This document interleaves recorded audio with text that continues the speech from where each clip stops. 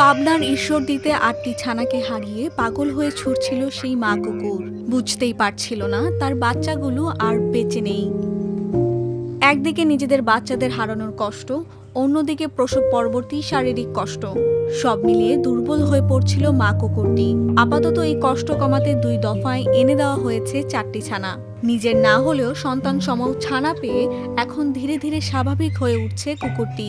৮টা বাচ্চাকে পুকুরে হত্যা করা হয়েছে ঈশ্বরদী উপজেলা প্রাঙ্গণে। ওই মা কুকুরটার জন্য অনেক কান্না করছে বাচ্চাদের জন্য। ওর স্তনে অনেক দুধ জমা হয়ে আছে, ও সেটা রিলিজ করতে না পারে, অনেক কষ্ট পাচ্ছে, কাতরাচ্ছে। পাবনার ঈশ্বরদিয়ান স্বেচ্ছাসেবী সংগঠনের সূত্রে জানা গেছে, ৩ ডিসেম্বর বুধবার সংগঠনের পরিচালক শাহরিয়ার অমিতের বাড়ির পাশে একটি পোষা কুকুরের কাছ থেকে ২টি ছানা এনে মা কুকুরকে দেওয়া হয়েছে। নতুন ২টি ছানাকে মুহূর্তে আপন করে নিয়েছে প্রাণীটি।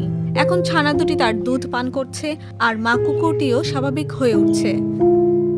এরপর বৃহস্পতিবার উপজেলা নির্বাহী কর্মকর্তার উপস্থিতিতে কুকুরটির কাছে আরো ২টি ছানা রেখে যান স্থানীয় কয়েকজন বাসিন্দা। তারা জানান, এই ছানারাও সদ্য জন্মানো আর ওদের মা মারা গিয়েছে, তাই ওদের বাঁচাতে এই কুকুরের কাছে রাখা হয়েছে।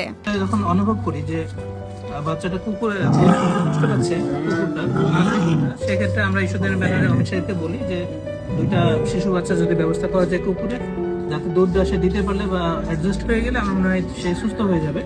এই উদ্দেশ্য থেকে আসলে এটা করা। সম্প্রতি ঈশ্বরদী উপজেলার ক্ষুদ্র কৃষক উন্নয়ন ফাউন্ডেশনের কর্মকর্তা হাসানুর রহমানের সরকারি বাসার আঙ্গিনায় ৮টি ছানা জন্ম দেয় মা কুকুরটি। গত ১ ডিসেম্বর সকালে কুকুরটিকে পরিষদ চত্বরে ছোটাছুটি করতে ও কাঁদতে দেখা যায়। এক পর্যায়ে একটি পুকুর থেকে ওই ছানাগুলোর মরদেহ উদ্ধার করা হয়।